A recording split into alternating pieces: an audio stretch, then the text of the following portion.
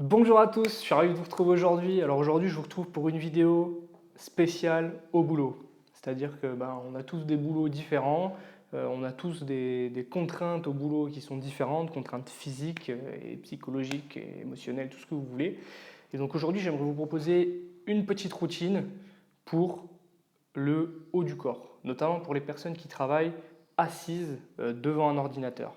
J'essaierai de détailler, on va dire grosso modo, toutes les différentes parties du corps en fonction des boulots, en fonction des postures de travail.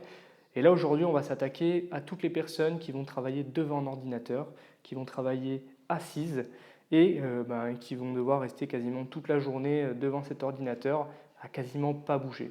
Donc moi, ce que j'aimerais vous proposer, c'est une petite routine de mobilisation et d'étirement qui va vous prendre à tout casser 2 minutes pour que vous puissiez être détendu et que vous puissiez bouger sans vous lever.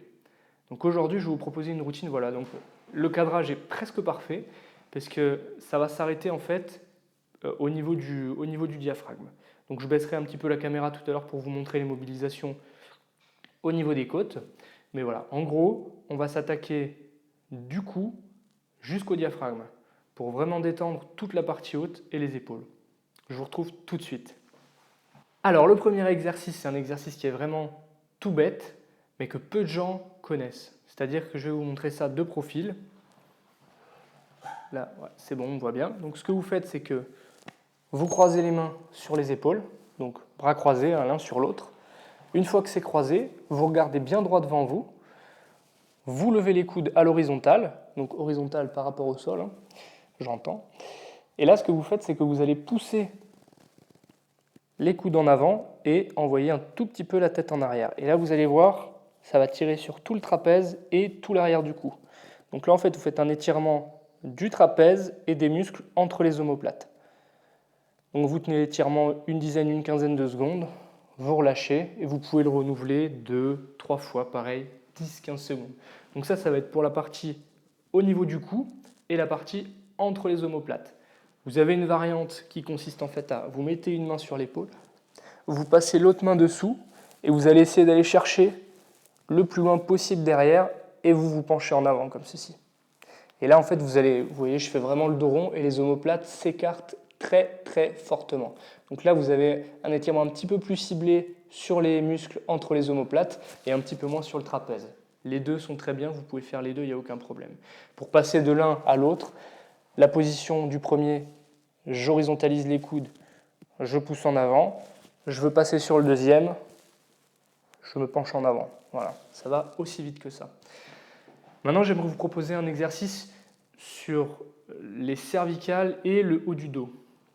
Je vous l'avais déjà montré dans la vidéo que j'avais faite sur les cervicales, mais c'est un exercice qui est vraiment tellement tip-top si vous le faites doucement et en suivant votre respiration que je suis obligé de vous le remontrer ici. Donc pareil de profil, on croise les mains, on va venir mettre les mains sur l'arrière du crâne, et là tout doucement on va inspirer, et quand je vais expirer, je vais pencher la tête en avant en laissant faire la gravité. Donc en laissant faire le poids de mes bras sur ma tête.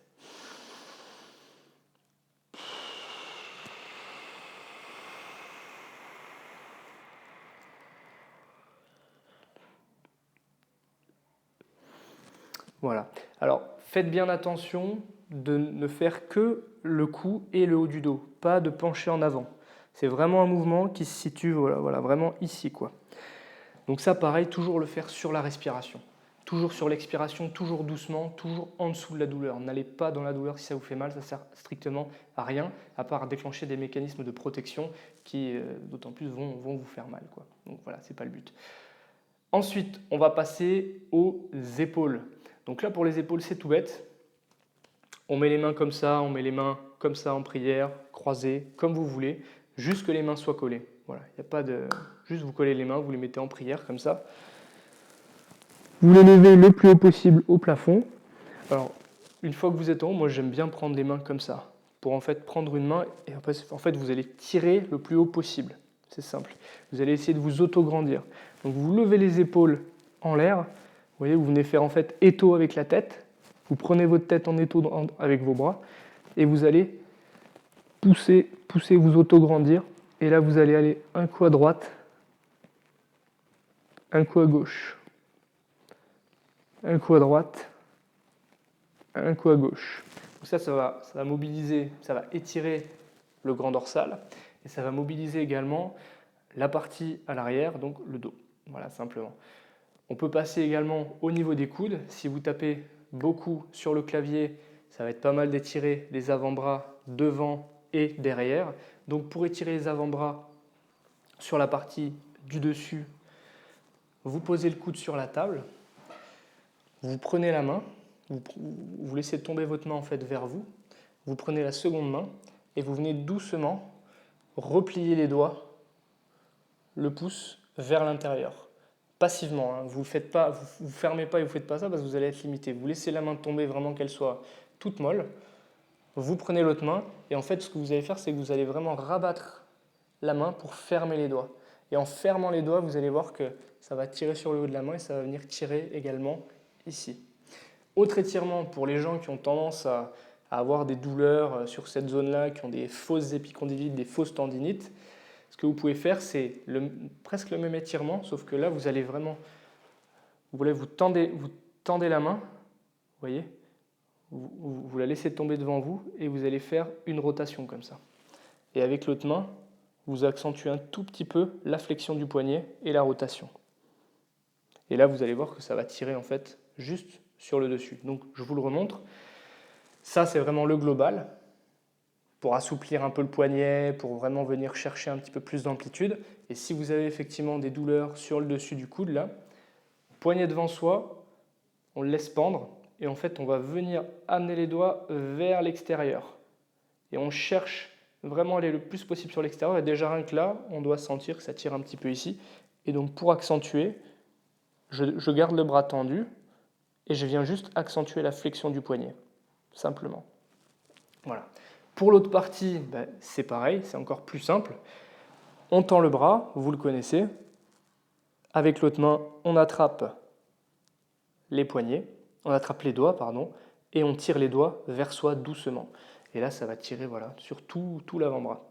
Alors, si vous voulez faire du spécifique sur le poignet, parce que des fois, on peut avoir un peu mal au poignet à force de taper, à force de faire tout un tas de choses, vous prenez votre poignet, votre bras, vous détendez, vous attrapez votre main, et là, simplement, vous allez tirer un peu dans l'axe et faire des petites rotations comme ça.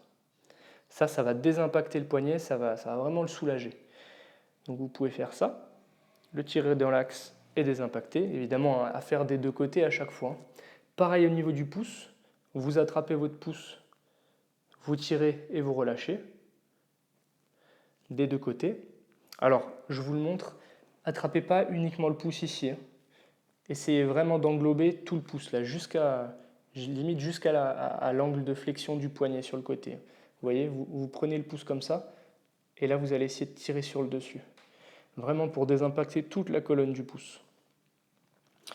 Et derrière, vous pouvez également, si vous prenez votre poignet, vous pouvez également venir travailler le canal carpien en fait directement, hein. Vous pouvez venir le travailler, c'est-à-dire que vous posez le pouce, vous pliez le poignet, vous venez appuyer votre pouce à l'intérieur du poignet, à l'intérieur de l'angle du poignet, vous voyez.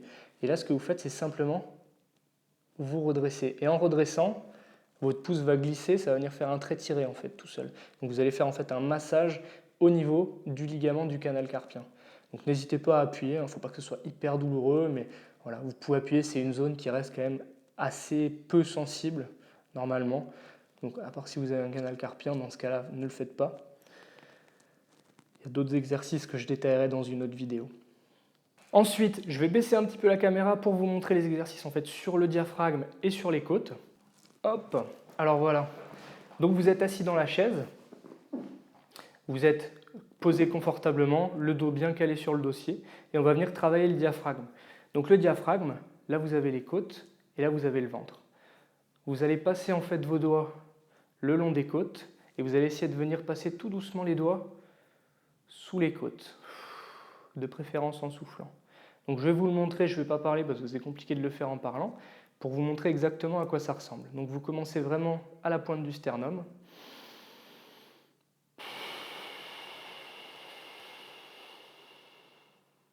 N'hésitez pas à vous plier en avant hein, si vraiment vous voyez que vous avez du mal à rentrer. Et on se décale.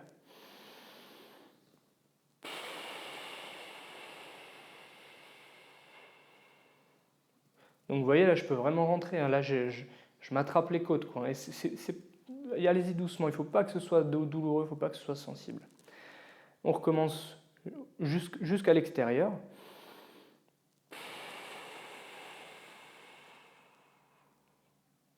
Voilà. Donc ça, vous faites ça 2-3 fois sur le diaphragme pour venir bien détendre la partie du diaphragme. Et on va venir mobiliser les côtes. Donc pour mobiliser les côtes, vous voyez, le pouce et l'index, là, ça forme un angle et ça tombe pile poil sur les côtes. Donc vous prenez un niveau qui vous va bien. Si vous voulez avoir beaucoup d'amplitude, plus vous allez être en bas, plus ce sera simple. Plus vous allez être en haut, plus la mobilité de votre épaule va être importante pour pouvoir aller chercher les côtes le plus haut possible. Donc on va prendre un niveau intermédiaire, donc voilà ici. Donc vous posez la main sur vos côtes, avec l'autre main vous pouvez venir appuyer, et là ce que vous allez faire c'est simplement, vous allez essayer de rentrer en tirant cette main là, vous allez tirer cette main là pour que cette main là vienne mobiliser la côte, tout en soufflant.